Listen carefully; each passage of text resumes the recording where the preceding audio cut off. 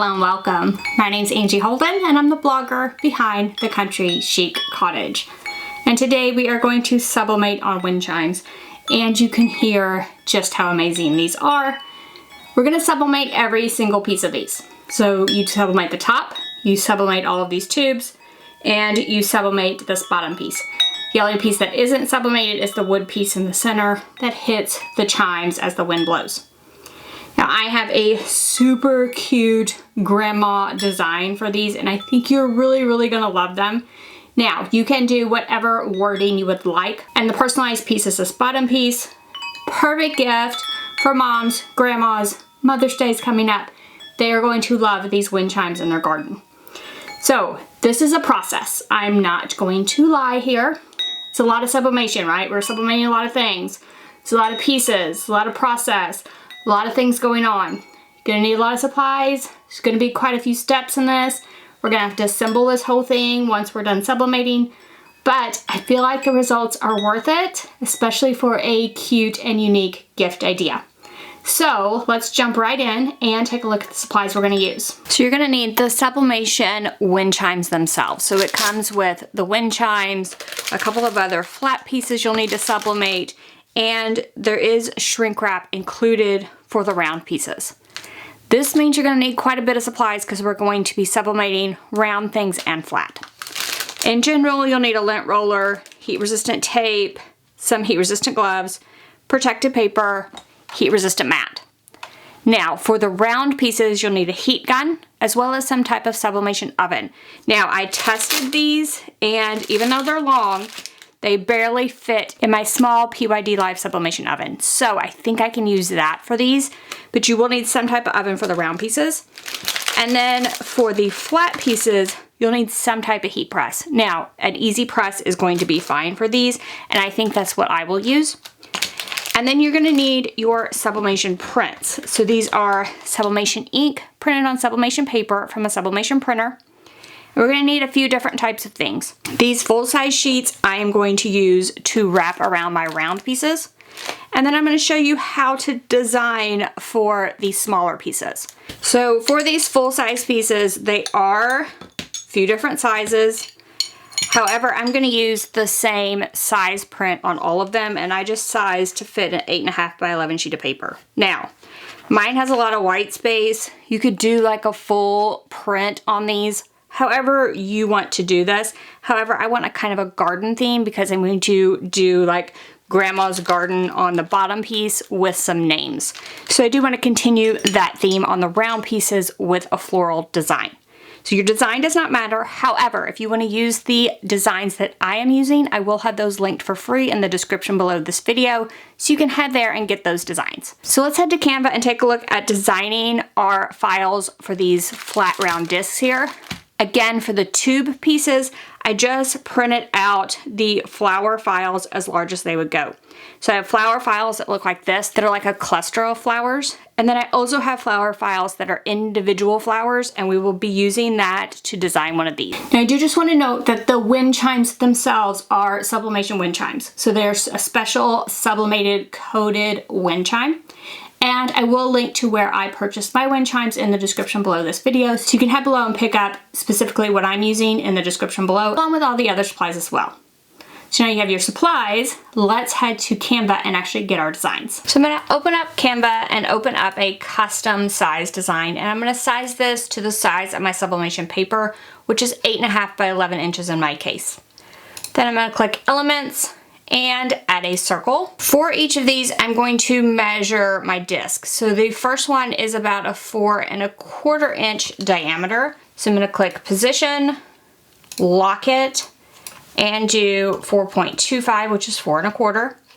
Now, I might want to oversize this just a little bit to give myself some wiggle room. So I'm gonna make it 4.26 just to have a little bit of extra space. So that's the largest of the two circles. Then I can measure my second circle, and it's about 3.5. So I can duplicate this one and make it 3.51, so just a little bit oversized. Now I went ahead and clicked upload files, and I uploaded all of those individual flowers as well as the flowers that are in bunches. you can use these to design your pieces. The big circle is for the top of your wind chime, and the smaller circle is going to be hanging down at the bottom.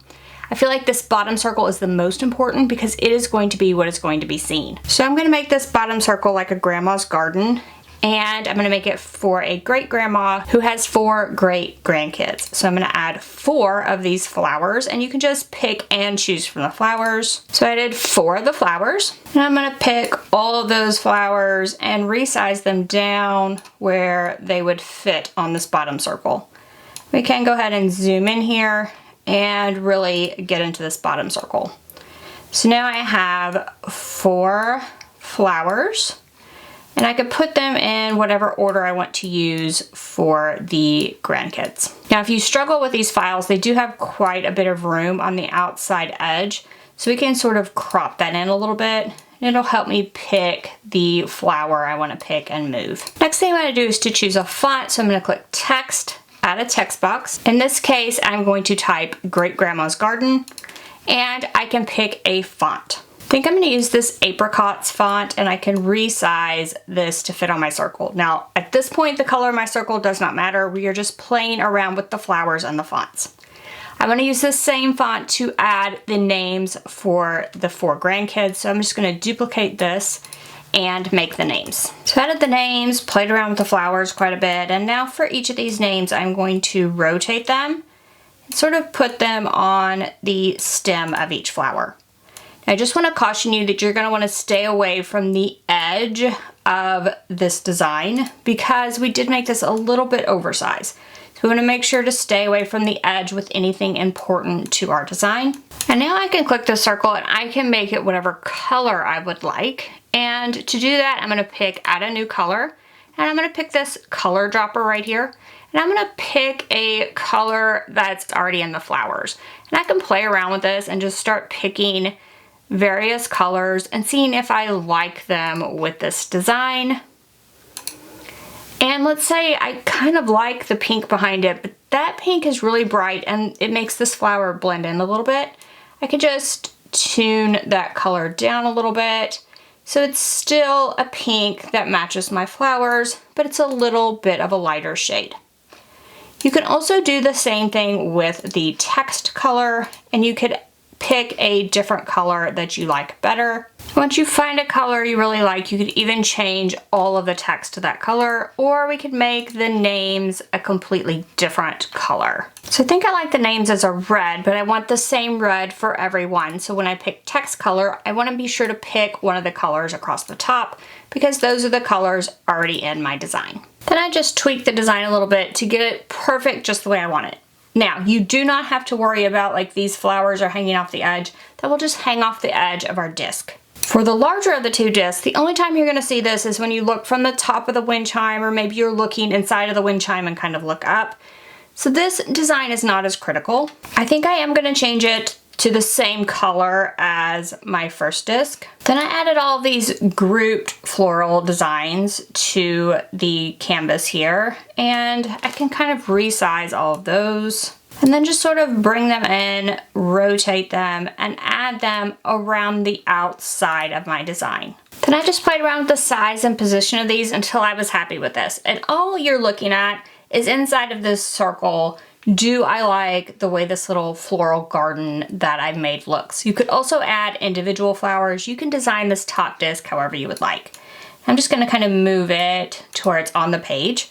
And now I have the designs for my 2 flat discs, and we can click share, download, PDF for print, CMYK, download that and print it on our Sublimation printer with Sublimation ink on Sublimation paper. So you'll end up with a couple different Sublimation prints.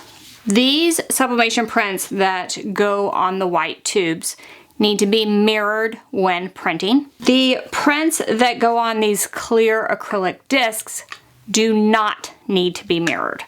The ones for the white tubes, I made way too many flowers than you'll actually need, and then it depends on how many grandkids you have, how many flowers you'll need for this. So you can just kind of pick and choose your favorite flowers from this. And what I did was I used a paper trimmer to cut these into 1 3/4 inch wide strips, and I cut them off where the stems started. So I cut them off and then cut them into 1 3/4 inch wide strips, picking my favorite flowers or the flowers that I wanted to appear on my wind chimes. I printed all of them and I did not need these, so I think I needed 2 sheets of flowers for the wind chime portion of this. And then the print for both of my discs fit on 1 page.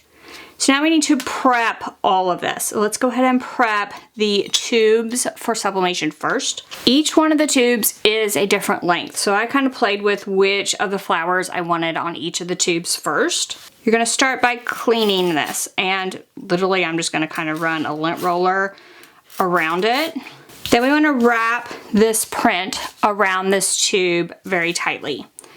The first thing I'm gonna do is flip this print over to the back, get a long piece of heat-resistant tape, and run it along one long edge of the print. Just press that down well. Then I'm just gonna take my scissors and just barely trim that edge just to make sure I don't have either tape or too much paper running along the side. Just a very thin trim.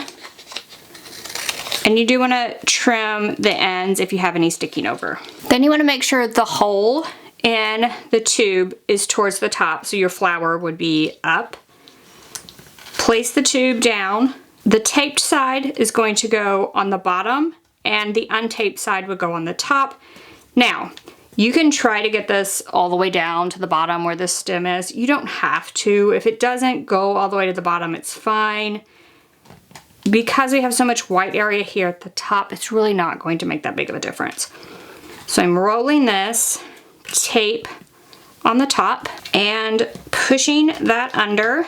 I'm gonna go ahead and get a piece of tape here and pull the side that doesn't have the tape over. And I find it a little easier to get it in the middle first.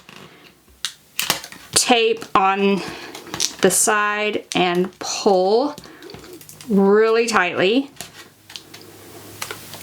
And then I can just work my way to one side as well as the other with some small pieces of tape, just pulling the sublimation print tight. Then I have this entire thing taped and we can add it to some shrink wrap. Once you have all of them wrapped with sublimation print, it's time to put them in the shrink wrap sleeves. Now the shrink wrap sleeves are all the same size, no matter what size tube that you are using. You can cut them off with some scissors, but they'll also just sort of shrink around the edge. I just use heat resistant glove, heat resistant mat, and I am going to turn the sound off for the heat gun portion because the heat gun is loud, but I will use the heat gun to shrink the shrink wrap around the tube. I just sort of make sure that I get most of the wrinkles out of this before it goes into the sublimation oven.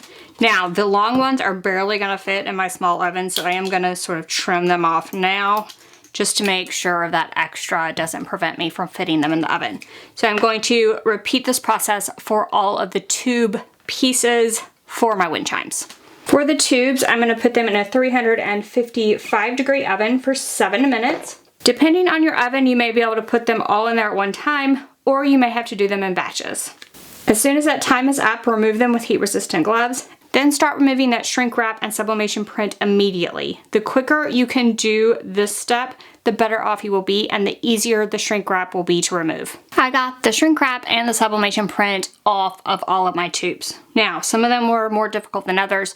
I will say the ones where I had completely covered it with the sublimation print, those were easier to remove, so you might consider using like 8.5 by 14 inch paper for this long one so that it's covered in paper and then shrink wrap. I do also have another video where I sublimated pencils and I did not use shrink wrap. Instead, I wrapped the entire thing with tape. You might try that method as well. I wanted to do these just like it said in the instructions for this time around, so that's what I did. And now you can see that each of these has a floral design on them. Now we can sublimate the acrylic pieces. On the acrylic dish, you're going to see a sticker that says non-printable side. That is the side you do not want to sublimate. The opposite side is the side we're going to sublimate, And it does have a protective film on it, so you want to just sort of get under that and pull the protective film off of the side that we're going to sublimate. And I'm going to repeat that for the other disc as well. Then once both these are prepped, we're just going to add them to the sublimation print. So I am going to just cut this apart. I ended up going back and mirroring the design for that bottom circle. So once I pressed this top circle, it was way more vibrant on the side you can sublimate on, rather than showing through to the back. I mean, it does show through, it's just not as vibrant. So I really want this vibrant side to be the side that looks really good. That means I needed to mirror this. And so we're gonna put that printed side you can print on down, so the non-printed side up, locate it, and then use some heat-resistant tape to tape that into place. And then this one is ready to press. And then I'm gonna repeat those same steps. Again, make sure non-printable side is up. Now, this one doesn't really have an up or a down. There are holes all the way around it. And this print, it doesn't really matter. So I'm just going to place it on here and tape it down. Now at this time, I am going to remove the stickers that say non-printable side. That way they don't embed into these discs with the heat. For the acrylic pieces, I have a heat-resistant mat. My acrylic, I'm putting the sublimation print side up, putting protective paper on both the top as well as the bottom. And I'm heating my Easy Press to 355 degrees and the timer for 60 seconds. Then I'm gonna go ahead and heat this. And I'm just gonna apply like a light to medium pressure for 60 seconds. Once that time's up, we'll just remove that. And I like to make sure it's sublimated. I feel like the sublimation's pretty uneven, so I'm gonna go ahead and sublimate for a little longer. I added some firmer pressure that time. Again, acrylic's really easy to sublimate because you can literally just sort of look and see if it looks good. That looks much, much better. So probably a little heavier pressure, maybe a little longer time, and this looks amazing. Now, hot acrylic can sort of warp. So what I'm gonna do is I'm going to put this under my heat-resistant mat and just let it cool a little bit with my hand on top of it. And that way it can sort of flatten out. So what I don't like about this glittery acrylic is it looks really good on the side we printed on, but it's not showing through really well to the back. So now this piece has the mirrored print on the side that will sublimate, and I'm gonna put it sublimation print side up.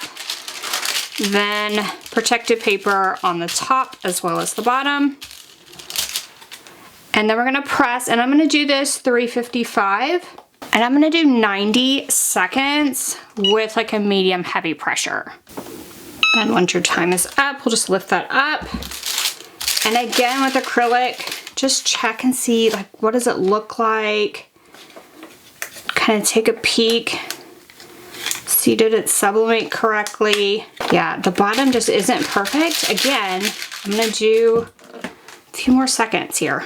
I did about 40 more seconds, like concentrating on that bottom area with the names. And now it looks much, much better. So I just don't think their times are great. You might need to do a longer time. And I do really like that I mirrored this because it's much more vibrant on this side rather than looking through. And again, I'll just put it under and make sure that it cools flat. It's time to assemble the wind chime. So you get a long like piece of this black cording. You're gonna need to cut it. You'll need 4 12-inch pieces to do the top, 6 12-inch pieces to hang the tubes, and 1 piece that's 27.5 inches long, and that's to do this middle portion. So to start, we'll need the 4 pieces that are 12 inches long, the 1 piece that's 27.5 inches long, there's a hook and a bead that comes in the kit, and the top disc that you sublimated. Gather up the 4 12-inch and the 1 27.5 inch piece, And I'm gonna kind of, the instructions on this part aren't super clear, but I'm gonna try to sort of make a loop and tie a knot down in this area, and the loop should go through basically your spinner piece. I'm gonna thread all 5 of those through the hook. Then bring them all down. I'm gonna tie a knot for this right up against the hook. So first knot, tie a knot an inch or so below that. So you'll have the knot attaching it to the hook. You'll go down and knot the ends here. And then your other end needs to thread through a bead. Now, the only way I could get to do this, every single one of these needs to thread through this bead. Took each one and wrapped a piece of tape around it, like super small piece of tape, and then used that tape to sort of shove each one through, come out the other side, and then you can remove the tape off the ends. So every end needs to go through the bead. Once you have that bead threaded on all the strings, you push it all the way up to this knot, add a knot under it, and push that knot up as tight as you can get it to the bead. Then you're gonna take your large disc, and I like the side I sublimated on. I feel like it's brighter, so I'm gonna have it facing up. The long string goes through the center. And then if you will look at the disc, there are 4 holes that are kind of in a square, bunch of holes around the outside, and sort of 4 holes that are closer to the center in a square. These go through those 4 holes. So each of them you put it through the hole and then tie a knot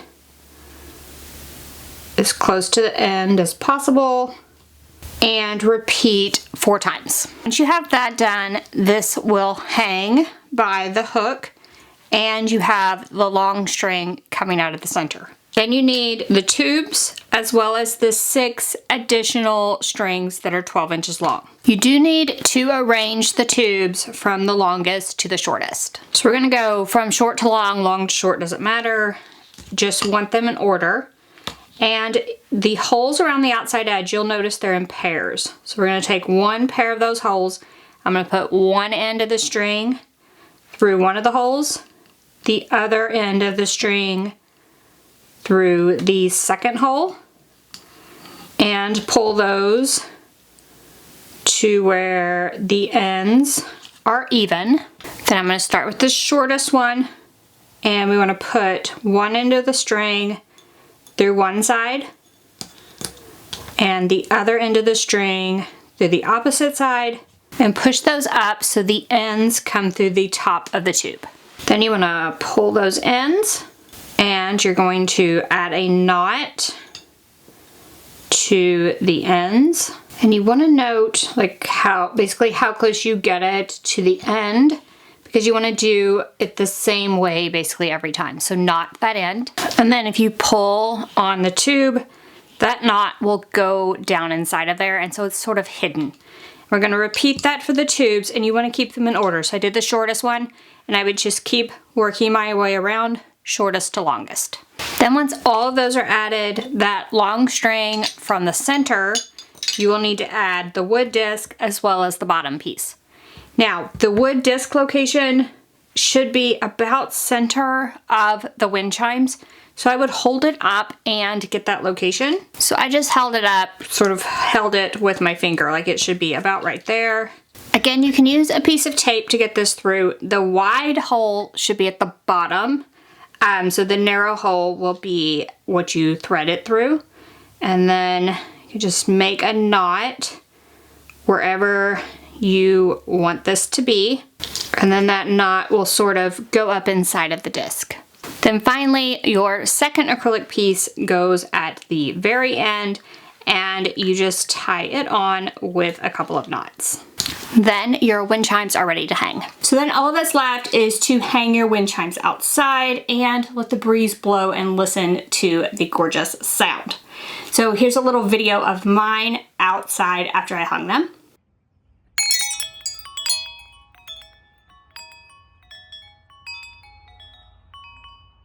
Now you might have to adjust some of the strings. If yours is hanging a little crooked or whatever, you might have to add some knots or whatever just to sort of straighten everything out. Mine was a little bit crooked. I just added some knots on a few different strings and got them working fine. Now there is a little bit of extra string included with the wind chimes, so you could actually, you know, take part of it apart if you really messed it up. Now let's talk longevity. Like, we want these to last as long as possible. A few things I would do to increase the life.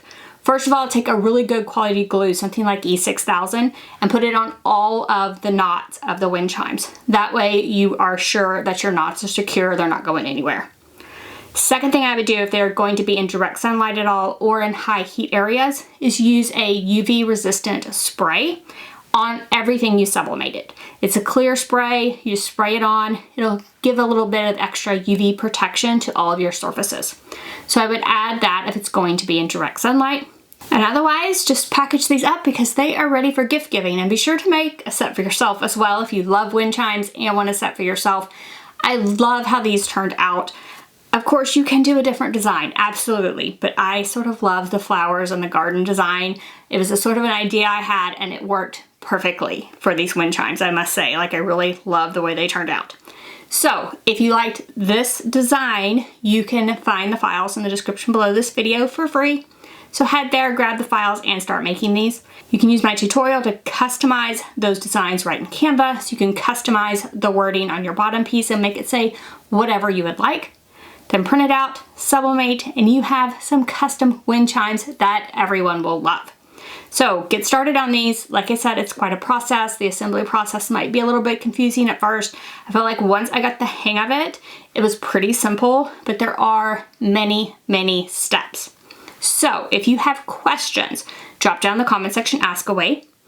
The wind chimes themselves also come with a little instruction booklet with photos, so you can also walk through the steps there. Now, if this video helped you at all, please give me a thumbs up. And if you haven't already, head on over to my YouTube channel, hit that subscribe button. I have videos just like this one every single week, and trust me, you don't want to miss any of those. So thank you guys so much for joining me, and I'll see you next week. Bye-bye.